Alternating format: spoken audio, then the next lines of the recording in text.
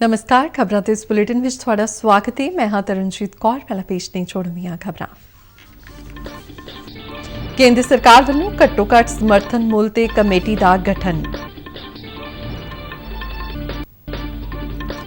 उपराष्ट्रपति के अहुदे लिए विरोधी धिर की उम्मीदवार मार्गरेट अलवा ने अज अपने नामजदगी कागज दाखिल किए। कागजां की पड़ताल भलके 22 जुलाई तक कागज वापस लिए जा सकणगे ते वोटां 6 अगस्त नूं पुआईआं जाणगीआं। वधदियां कीमतां ते होर मुद्दिआं नूं लैके विरोधी पार्टियां वल्लों संसद विच हंगामा। दोवां सदनां दी कार्रवाई दिन भर लई मुलतवी।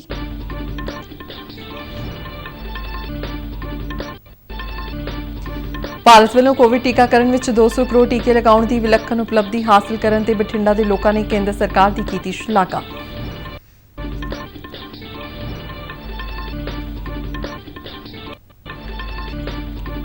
ਤੇ ਮੌਸਮ ਵਿਭਾਗ ਵੱਲੋਂ ਆਉਣ ਵਾਲੇ 2-3 ਦਿਨਾਂ ਦੌਰਾਨ ਪੰਜਾਬ ਦੇ ਜ਼ਿਆਦਾਤਰ ਹਿੱਸਿਆਂ ਵਿੱਚ ਭਾਰੀ ਤੋਂ ਬਹੁਤ ਭਾਰੀ ਵਰਖਾ ਦੀ ਭਵਿੱਖਬਾਣੀ ਕਰਦਿਆਂ ਬੁੱਧਵਾਰ ਅਤੇ ਵੀਰਵਾਰ ਨੂੰ ਔਰੇਂਜ ਅਲਰਟ ਜਾਰੀ। ਤੇ ਹੁਣ ਖਬਰਾਂ ਵਿਸਥਾਰ ਨਾਲ। केंद्र सरकार ने घट्टो घट समर्थन मुल ते साबका खेती सकत्तर संजय अग्रवाल की अगवाई विच एक कमेटी का गठन किया है। इस कमेटी विच नीति आयोग के मैंबर रमेश चंद, भारतीय आर्थिक विकास संस्थान के खेती अर्थशास्त्री CSC शेखर और IIM अहमदाबाद के सुखपाल सिंह और खेती लागत ते मुल्क कमिशन के सीनियर मैंबर नवीन P सिंह नूं शामिल किया गया है। किसान प्रतिनिधियों विच राष्ट्रीय पुरस्कार जेतू भारत भूषण त्यागी, संयुक्त किसान मोर्चा के 3 मैंबर और होर किसान संगठनों के 5 मैंबरों में गुणवंत पाटिल, कृष्णवीर चौधरी, प्रमोद कुमार चौधरी, गुणी प्रकाश और सैयद पाशा पटेल शामिल होंगे। किसान सहकारी समूह के 2 मैंबरों में इफको के मुखी दिलीप संगानी और CNRI के जनरल सकत्तर विनोद आनंद नूं भी कमेटी में शामिल किया गया है। खेती और किसान भलाई सकत्तर, खेती खोज और सिक्ख्या सकत्तर, खुराक और जनतक वंड सकत्तर, सहकारिता सकत्तर, कपड़ा मंत्रालय विच सकत्तर, कर्नाटक, आंध्र प्रदेश, सिक्किम और उड़ीसा के विधिक मुख सकत्तर जां प्रधान सकत्तर जां कमिश्नर और खेतीबाड़ी यूनीवर्सिटियां के सीनियर मैंबरों को भी कमेटी में शामिल किया गया है।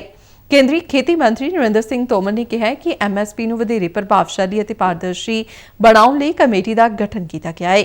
ਉਨ੍ਹਾਂ ਕਿਹਾ ਕਿ ਪ੍ਰਧਾਨ ਮੰਤਰੀ ਨਰਿੰਦਰ ਮੋਦੀ ਨੇ MSP ਤੇ ਕਮੇਟੀ ਬਣਾਉਣ ਦਾ ਭਰੋਸਾ ਦਿੱਤਾ ਸੀ। पक्ष की रुचि किसानों की और आम जन की समस्याओं में नहीं है। विपक्ष की रुचि सिर्फ राजनीति करके विकास और जन कल्याण को रोकने की है। भारतीय जनता पार्टी की सरकार और प्रधानमंत्री नरेंद्र मोदी जी किसानों के हितों के प्रति प्रतिबद्ध हैं और आने वाले कल में भी रहेंगे। उपराष्ट्रपति के अहुदे लिए विरोधी धिर की उम्मीदवार मार्गरेट अलवा ने अज अपने नामजदगी कागज दाखिल किए। इस समय उन्होंने नाल कांग्रेसी आगू राहुल गांधी, राष्ट्रवादी कांग्रेस पार्टी के प्रधान शरद पवार, मार्क्सवादी कम्यूनिस्ट पार्टी के जनरल सकत्तर सीताराम येचुरी, DMK के तिरुचि शिवा, शिवसेना के संजय राउत और भारतीय कम्यूनिस्ट पार्टी के नेता डी राजा समेत विरोधी धिर के होर नेता मौजूद सन। NDA के उपराष्ट्रपति अहुदे के उम्मीदवार जगदीप धनखड़ वालों कल ही अपने नामजदगी कागज दाखिल कर दिए गए सन। अज नामजदगी कागज दाखिल करने की अंतिम तरीक सी। नामजदगी कागजां की पड़ताल भलके होगी, जबकि 22 जुलाई तक नामजदगी कागज वापस लिए जा सकते हैं। उपराष्ट्रपति की चोण लई मतदान 6 अगस्त को सवेरे 10 बजे तो शाम 5 बजे तक होगा और उस दिन वोटां की गिणती की जाएगी। भारत के उपराष्ट्रपति एम वेंकैया नायडू का कार्यकाल 10 अगस्त को समाप्त हो रहा है। संसद के दोवें सदनां विच अज वधदियां कीमतां ते होर मुद्दिआं नूं लैके विरोधी पार्टियां वल्लों हंगामा करन करके सदन की कार्रवाई विच विघन पिया। लोक सभा विच सदन की मीटिंग शुरू होने ते कांग्रेसी आगू अधीर रंजन चौधरी ने महंगाई का मुद्दा चुकण की कोशिश की, पर स्पीकर ओम बिरला ने इसकी इजाजत नहीं दी। उन्होंने इसके तुरंत बाद प्रश्नकाल की कार्रवाई शुरू कर दी। कांग्रेस, DMK और तृणमूल कांग्रेस समेत विरोधी पार्टियां के मैंबर कीमतां विच वाधे नूं लैके सरकार विरुद्ध नारेबाजी करदिआं सदन दे विचों विच आ गए। स्पीकर ने मैंबरां नूं अपणीआं अपणीआं सीटां ते जाण लई वार-वार बेनती की, पर उन्हां दी अपील दा मैंबरां ते कोई असर नहीं होया। ओम बिरला ने कहा कि नियमां अनुसार सदन विच तख्तियां लैके आउण दी इजाजत नहीं है। इस तों बाद स्पीकर वल्लों सदन की कार्रवाई दिन भर लई मुलतवी कर दी गई। राज सभा विच भी कुछ अजिही ही स्थिति रही। अज सवेरे सदन की कार्रवाई शुरू होने ते सभापति एम वेंकैया नायडू ने कीमतां विच वाधे ते कांग्रेस, आम आदमी पार्टी ते होर विरोधी पार्टियां दे मैंबरां दे कार्रवाई मुलतवी करन दे प्रस्ताव दा नोटिस नामंजूर कर दिता। ਦਿੱਤਾ। ਇਸ ਤੋਂ ਬਾਅਦ ਕਾਂਗਰਸ, ਆਪ ਅਤੇ ਡੀਐਮਕੇ ਦੇ ਮੈਂਬਰਾਂ ਨੇ ਸਦਨ ਵਿੱਚ ਹੰਗਾਮਾ ਕੀਤਾ, ਜਿਸ ਕਰਕੇ ਸਦਨ ਦੀ ਕਾਰਵਾਈ ਦਿਨ ਭਰ ਲਈ ਮੁਲਤਵੀ ਕਰਨੀ ਪਈ। सूचना ते प्रसारण मंत्री अनुराग सिंह ठाकुर ने स्पष्ट किया कि सरकार प्रेस के कामकाज में दखलअंदाजी नहीं करती। उन्होंने कहा कि सरकार इस गल नाल सहमत नहीं है कि प्रेस की आज़ादी के मामले में भारत की थां 180 देशों की रैंकिंग में अंतिम 30 देशों में है। लोक सभा में एक प्रश्न के लिखती उत्तर में अनुराग सिंह ठाकुर ने कहा कि रैंकिंग विदेश के एक गैर सरकारी संगठन रिपोर्टर्स विदाउट बोर्ड्स वालों प्रकाशित की गई सी अते सरकार इस संगठन के विचार नाल सहमत नहीं है। उन्होंने कहा कि सरकार की नीति प्रेस की आजादी ਨੂੰ ਬਣਾਈ ਰੱਖਣ ਦੀ ਏ। ਕੇਂਦਰੀ ਵਣਜ ਅਤੇ ਉਦਯੋਗ ਮੰਤਰੀ ਪਿਊਸ਼ ਗੋਇਲ ਨੇ ਕਿਹਾ ਹੈ ਕਿ ਭਾਰਤ ਅਤੇ ਅਫਰੀਕਾ ਦੁਨੀਆ ਵਿੱਚ ਵਿਕਾਸ ਦੀ ਅਗਵਾਈ ਕਰ ਸਕਦੇ ਨੇ। ਉਨ੍ਹਾਂ ਕਿਹਾ ਕਿ ਭਾਰਤ ਅਫਰੀਕਾ ਨੂੰ ਇੱਕ ਮਹੱਤਵਪੂਰਨ ਸਾਂਝੇਦਾਰ ਦੇ ਰੂਪ ਵਿੱਚ ਦੇਖਦਾ ਹੈ। ਅੱਜ ਨਵੀਂ ਦਿੱਲੀ ਵਿੱਚ ਭਾਰਤ ਅਫਰੀਕਾ ਵਿਕਾਸ ਸਾਂਝੇਦਾਰੀ ਤੇ CII ਐਗਜ਼ਿਮ ਬੈਂਕ ਕਨਕਲੇਵ ਵਿੱਚ ਬੋਲਦਿਆਂ ਪਿਊਸ਼ ਗੋਇਲ ਨੇ ਕਿਹਾ ਕਿ ਭਾਰਤ ਤੇ ਅਫਰੀਕਾ ਪੀਣ ਵਾਲੇ ਪਾਣੀ, ਸਾਜ਼ੋ ਸਮਾਨ, ਸਿਹਤ ਦੇਖਭਾਲ, ਸਿੱਖਿਆ, ਫਿਟਨੈਸ ਅਤੇ ਸੌਰ ਊਰਜਾ ਵਰਗੇ ਕਈ ਖੇਤਰਾਂ ਵਿੱਚ ਕਿਫਾਇਤੀ ਹੱਲ ਲੱਭਣ ਲਈ ਮਿਲ ਕੇ ਕੰਮ ਕਰ ਸਕਦੇ ਨੇ। उन्होंने कहा कि नरेंद्र मोदी सरकार अफ्रीका ਨੂੰ सर्वोच्च पहल ਦਿੰਦੀ ਹੈ। ਗੋਇਲ ਨੇ ਕਿਹਾ ਕਿ ਅਫਰੀਕਾ ਨਾਲ ਭਾਰਤ ਦੇ ਸੰਬੰਧ ਵਿਸ਼ਵਾਸ, ਮਿੱਤਰਤਾ ਤੇ ਆਪਸੀ ਸਮਝ ਦੇ ਆਧਾਰ ਤੇ ਨੇ। There are 4 areas of partnership that I believe can fulfill the aspirations of the people of Africa and India going forward. We are both blessed with significant amount of sun, and I do believe solar power can be one area of speeding up the engagement between Africa and India. It will help bring clean energy to Africa. It will help meet your energy security needs. It will help provide jobs, employment and economic growth to different countries in your region. आज़ादी का अमृत महोत्सव ਨੂੰ ਸਮਰਪਿਤ आज़ादी का सफर तहत ਅਸੀਂ ਭਾਰਤ ਦੀ ਆਜ਼ਾਦੀ ਵਿੱਚ ਯੋਗਦਾਨ ਪਾਉਣ ਵਾਲੇ ਵੱਖ-ਵੱਖ ਮੰਨੇ ਪਰਮੰਨੇ ਅਤੇ ਗੁਮਨਾਮ ਆਜ਼ਾਦੀ ਸੰਗਰਾਮੀਆਂ ਦੇ ਜੀਵਨ ਦੇ ਪਹਿਲੂਆਂ ਤੋਂ ਤੁਹਾਨੂੰ ਜਾਣੂ ਕਰਵਾਉਂਦੇ ਹਾਂ। ਇਸ ਤੋਂ ਇਲਾਵਾ ਆਜ਼ਾਦੀ ਦੇ ਸੰਘਰਸ਼ ਨਾਲ ਜੁੜੀਆਂ ਹੋਰ ਗਤੀਵਿਧੀਆਂ ਬਾਰੇ ਵੀ ਦੱਸਦੇ ਹਾਂ। ਅੱਜ ਦੀ ਕੜੀ ਵਿੱਚ ਅਸੀਂ ਤੁਹਾਨੂੰ ਆਜ਼ਾਦੀ ਘੁਲਾਟੀਏ ਐਨੀ ਮਾਸਕਰੇਨ, ਅਮਰ ਆਜ਼ਾਦੀ ਘੁਲਾਟੀਏ ਮੰਗਲ ਪਾਂਡੇ ਤੇ ਬੰਗਾਲ ਦੀ ਵੰਡ ਬਾਰੇ ਜਾਣਕਾਰੀ ਦੇ ਰਹੇ ਹਾਂ।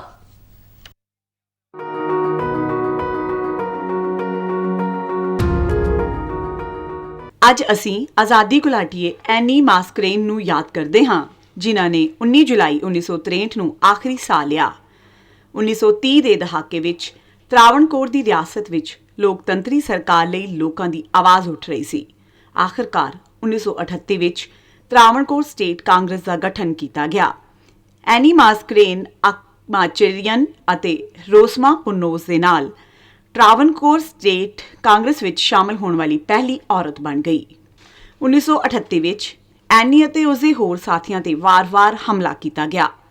1942 ਵਿੱਚ ਉਹ ਭਾਰਤ ਛੱਡੋ ਅੰਦੋਲਨ ਵਿੱਚ ਸ਼ਾਮਲ ਹੋ ਗਈ ਤੇ 2 ਸਾਲ ਬਾਅਦ ਉਹ ਤਰਾਵਣਕੋਰ ਰਾਜ ਕਾਂਗਰਸ ਦੀ ਸਕੱਤਰ ਚੁਣੀ ਗਈ। ਐਨੀ ਨੇ 1948 ਤੋਂ 1952 ਤੱਕ ਤਰਾਵਣਕੋਰ ਕੋਚੀਨ ਵਿਧਾਨ ਸਭਾ ਦੀ ਮੈਂਬਰ ਵਜੋਂ ਸੇਵਾ ਕੀਤੀ। ਉਹ ਤਰਾਵਣਕੋਰ ਵਿਧਾਨ ਸਭਾ ਵਿੱਚ ਮੰਤਰੀ ਬਣਨ ਵਾਲੀ ਪਹਿਲੀ ਔਰਤ ਸੀ। ਐਨੀ ਨੇ ਸੰਵਿਧਾਨ ਸਭਾ ਵਿੱਚ ਤਰਾਵਣਕੋਰ ਕੋਚੀਨ ਦੀ ਨੁਮਾਇੰਦਗੀ ਵੀ ਕੀਤੀ।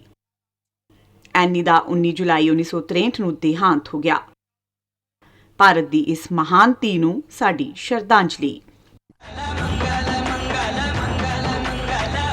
ਅੱਜ ਅਸੀਂ ਅਮਰ ਆਜ਼ਾਦੀ ਘੁਲਾਟੀਏ ਮੰਗਲ ਪਾਂਡੇ ਨੂੰ ਵੀ ਯਾਦ ਕਰ ਰਹੇ ਹਾਂ, ਜਿਨ੍ਹਾਂ ਦਾ ਜਨਮ 19 ਜੁਲਾਈ 1827 ਨੂੰ ਉੱਤਰ ਪ੍ਰਦੇਸ਼ ਦੇ ਬਲੀਆ ਜ਼ਿਲ੍ਹੇ ਵਿੱਚ ਹੋਇਆ ਸੀ। ਉਹਨਾਂ ਦੀ ਹਿੰਮਤ ਨੇ ਦੇਸ਼ ਦੇ ਸੈਨਿਕਾਂ ਦੇ ਦਿਲਾਂ ਵਿੱਚ ਆਜ਼ਾਦੀ ਦੀ ਅੱਗ ਨੂੰ ਜਗਾਉਣ ਵਿੱਚ ਮਦਦ ਕੀਤੀ।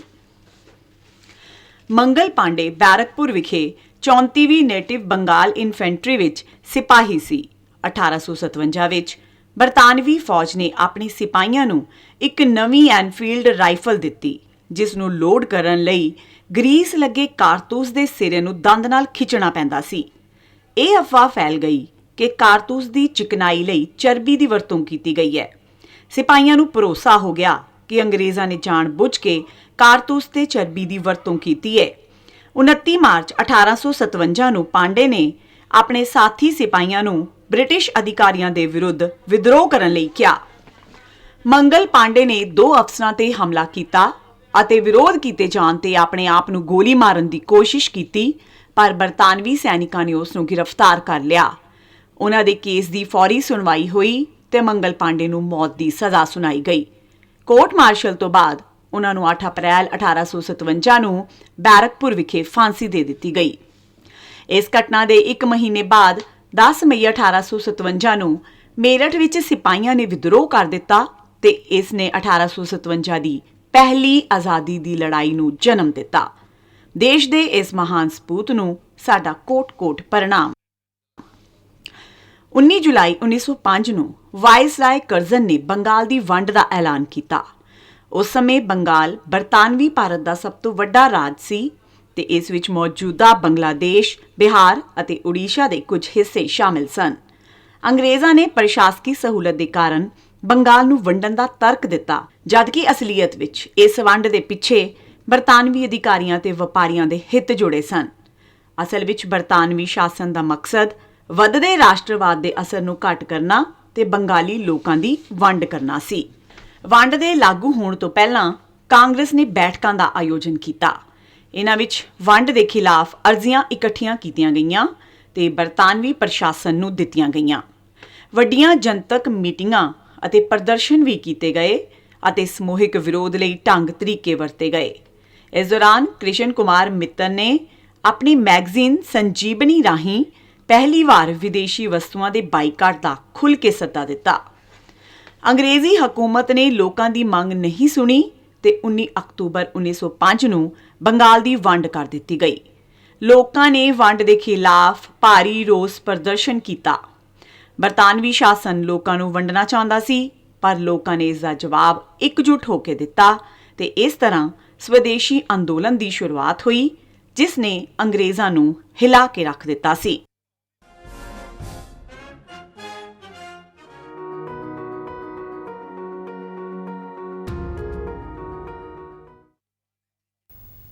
ਬਾਲੀਵੁੱਡ ਦੇ ਉੱਘੇ ਗਾਇਕ ਭੁਪਿੰਦਰ ਸਿੰਘ ਦਾ ਮੁੰਬਈ ਦੇ ਓਸ਼ੀਵਾੜਾ ਸ਼ਮਸ਼ਾਨ ਘਾਟ ਵਿੱਚ ਬੀਤੀ ਅੱਧੀ ਰਾਤ ਅੰਤਿਮ ਸੰਸਕਾਰ ਕਰ ਦਿੱਤਾ ਗਿਆ।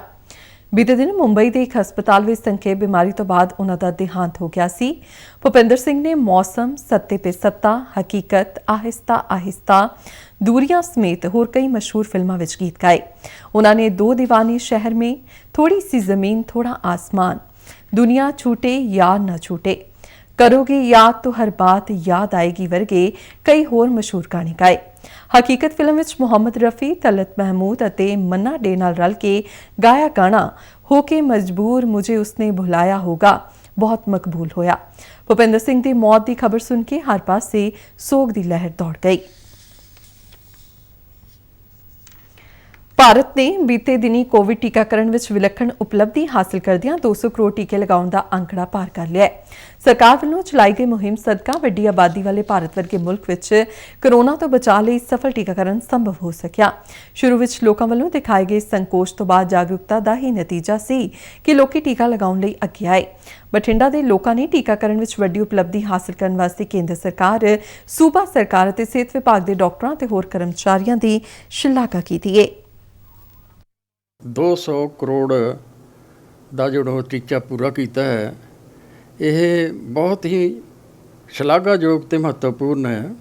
ਕਰੋਨਾ ਵੈਕਸੀਨ ਦਾ ਟੀਕਾ ਲਾਉਣ ਨਾਲ ਬਹੁਤ ਜ਼ਿਆਦਾ ਬੈਨੀਫਿਟ ਹੋਇਆ ਹੈ ਔਰ ਇਹ ਬਿਮਾਰੀ ਦਾ ਖੜਾ ਛੁਟਕਾਰਾ ਹੋਇਆ। ਆਮ ਪੇਂਡੂ ਏਰੀਏ 'ਚ, ਸ਼ਹਿਰੀ ਏਰੀਏ 'ਚ ਔਰ ਜਿਹੜਾ ਹੈਗਾ ਇਸ ਨੂੰ ਲੋਕਾਂ ਨੇ ਬਹੁਤ ਹੀ ਦਿਲਚਸਪੀ ਨਾਲ ਲਗਵਾਇਆ ਹੈਗਾ। ਇਹ ਜਿਹੜੀ ਭਾਰਤ ਸਰਕਾਰ ਨੇ ਸਾਰੀਆਂ ਡੋਜ਼ਾਂ ਜਿਹੜੀਆਂ ਹੈਗੀਆਂ ਫ੍ਰੀ ਲਾਈਆਂ। ਬਹੁਤ ਅੱਛਾ ਰਿਹਾ, ਸਰਕਾਰ ਨੇ ਬਹੁਤ ਅੱਛਾ ਕੰਮ ਕੀਤਾ ਹੈ ਕਿ ਇਸ ਵਿੱਚ ਹਰੇਕ ਵਰਗ ਦੇ ਲੋਕਾਂ ਨੂੰ ਫਾਇਦਾ ਮਿਲਿਆ ਤੇ ਸਾਨੂੰ ਸਾਰਿਆਂ ਨੂੰ ਫਾਇਦਾ ਮਿਲਿਆ ਹੈਗਾ ਵੈ। ਨਾ ਹੀ ਬਿਮਾਰੀ ਅੱਗੋਂ ਫੈਲੀ, ਅੱਗੋਂ ਸਾਰਿਆਂ ਦਾ ਡਰ ਦੂਰ ਹੋ ਗਿਆ। ਕਰੋਨਾ ਦੀ ਪ੍ਰੋਬਲਮ ਬਹੁਤ ਜ਼ਿਆਦਾ ਸੀਗੀ, ਉਹਦੇ ਵਿੱਚ ਕਈਆਂ ਬੰਦਿਆਂ ਨੇ ਮਤਲਬ ਜਿਹੜੀ ਹੈਗੀ ਜਾਨ ਗਵਾਤੀ ਹੈਗੀ ਆ। ਲੇਕਿਨ ਉਹ ਤੋਂ ਬਾਅਦ ਦੇ ਵਿੱਚ ਜਦੋਂ ਦੀ ਵੀ ਕਰੋਨਾ ਡੋਜ਼ ਲੱਗੀ ਆ, ਉਹ ਤੋਂ ਜਿਹੜੀ ਹੈਗੀ ਆ ਉਹ ਮਰਨ ਵਾਲੇ ਦੀ ਗਿਣਤੀ ਜਿਹੜੀ ਘਟਦੀ ਗਈ ਆ। ਤੇ ਹੁਣ ਜਿਹੜੀਆਂ ਹੈਗੀਆਂ ਇਹਨਾਂ ਨੇ ਬੜਾ ਵਧੀਆ ਉਪਰਾਲਾ ਕੀਤਾ, ਜਿਹਨੇ 2 ਡੋਜ਼ ਲੱਗੀਆਂ, ਫਿਰ ਤੀਸਰੀ ਡੋਜ਼ ਵੀ ਲੱਗੀ ਆ। ਵੈਸੇ ਜਿਹੜੇ ਤਾਂ ਕੋਈ ਯੰਗ ਬੰਦੇ ਹੈਗੇ ਤਾਂ 2 ਡੋਜ਼ ਹੀ ਕਾਫੀ ਇੰਪਲਾਈ ਹੈ, ਉਹਨਾਂ ਵਾਸਤੇ ਠੀਕ ਆ।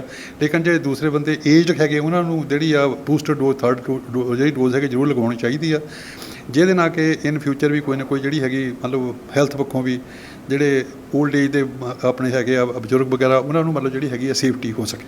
ਭਾਰਤ ਸਰਕਾਰ ਜਿਹੜੀ ਹੈਗੀ ਆ ਉਹਨਾਂ ਨੇ ਮਤਲਬ ਕਿ ਸਾਡਾ ਦੇਸ਼ ਦੀ ਆਬਾਦੀ ਹੈਗੀ ਬਹੁਤ ਜ਼ਿਆਦਾ, ਠੀਕ ਹੈ ਜੀ। ਉਹਦੇ ਵਿੱਚ ਕੀ ਹੈਗਾ ਵੀ ਉਹਨਾਂ ਨੇ ਬਹੁਤ ਵਧੀਆ ਉਪਰਾਲੇ ਵੈਸੇ ਕੀਤੇ, ਜਿੰਨੀ ਵੀ ਕੋਸ਼ਿਸ਼ ਕਰ ਸਕਦੇ ਮੈਕਸੀਮਮ ਕੋਸ਼ਿਸ਼ ਕੀਤੀ ਆ।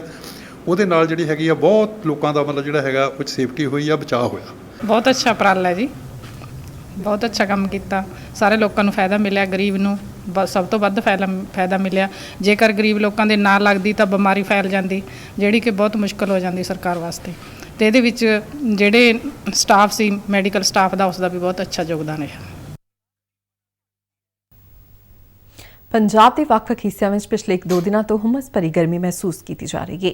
ਚੰਡੀਗੜ੍ਹ ਸਥਿਤ ਮੌਸਮ ਵਿਭਾਗ ਦੇ ਦਫ਼ਤਰ ਨੇ ਅੱਜ ਸੂਬੇ ਦੇ ਦੁਆਬਾ, ਮਾਝਾ ਅਤੇ ਪੂਰਬੀ ਮਾਲਵਾ ਦੇ ਕਈ ਖੇਤਰਾਂ ਜਦਕਿ ਪੱਛਮੀ ਮਾਲਵਾ ਦੇ ਕੁਝ ਖੇਤਰਾਂ ਵਿੱਚ ਵਰਖਾ ਹੋਣ ਦੀ ਸੰਭਾਵਨਾ ਜਤਾਈ ਹੈ। ਮੌਸਮ ਵਿਭਾਗ ਵੱਲੋਂ ਆਉਣ ਵਾਲੇ 2-3 ਦਿਨਾਂ ਦੌਰਾਨ ਵੀ ਸੂਬੇ ਦੇ ਜ਼ਿਆਦਾਤਰ ਹਿੱਸਿਆਂ ਵਿੱਚ ਭਾਰੀ ਤੋਂ ਬਹੁਤ ਭਾਰੀ ਵਰਖਾ ਦੀ ਭਵਿੱਖਬਾਣੀ ਕਰਦਿਆਂ ਬੁੱਧਵਾਰ ਅਤੇ ਵੀਰਵਾਰ ਨੂੰ ਔਰੇਂਜ ਅਲਰਟ ਜਾਰੀ ਕੀਤਾ ਗਿਆ ਹੈ। ਇਸੇ ਤਰ੍ਹਾਂ ਮੌਸਮ ਵਿਭਾਗ ਨੇ ਉੱਤਰੀ ਹਰਿਆਣਾ ਖੇਤਰ ਵਿੱਚ ਅੱਜ ਭਾਰੀ ਵਰਖਾ ਜਦਕਿ ਭਲਕੇ ਉੱਤਰੀ ਹਰਿਆਣਾ, ਦੱਖਣ ਅਤੇ ਪੂਰਬੀ ਹਰਿਆਣਾ, ਪੱਛਮ ਅਤੇ ਦੱਖਣ ਪੱਛਮੀ ਹਰਿਆਣਾ ਦੇ ਜ਼ਿਆਦਾਤਰ ਇਲਾਕਿਆਂ ਵਿੱਚ ਭਾਰੀ ਤੋਂ ਬਹੁਤ ਭਾਰੀ ਵਰਖਾ ਦੀ ਭਵਿੱਖਬਾਣੀ ਕੀਤੀ ਹੈ। ਖਬਰਾਂ ਦੇ ਬੁਲੇਟਿਨ ਸਾਰੇ ਦਰਸ਼ਕ RNU DDK ਜਲੰਧਰ ਦੇ YouTube ਚੈਨਲ, Facebook ਪੇਜ ਅਤੇ Twitter ਹੈਂਡਲ ਤੇ ਵੀ ਵੇਖ ਸਕਦੇ ਨੇ। ਤੇ ਇਸ ਨਾਲ ਹੀ ਖਬਰਾਂ ਦਾ ਬੁਲੇਟਿਨ ਖਤਮ ਹੋਇਆ। ਮੈਂ ਮਾਸਕ ਲਗਾ ਕੇ ਸਟੂਡੀਓ ਤੋਂ ਬਾਹਰ ਜਾ ਰਹੀ ਹਾਂ। ਬਾਹਰ ਜਾਣ ਵੇਲੇ ਤੁਸੀਂ ਵੀ ਮਾਸਕ ਲਗਾ ਕੇ ਜਾਓ। ਇਜਾਜ਼ਤ ਦਿਓ। ਨਮਸਕਾਰ।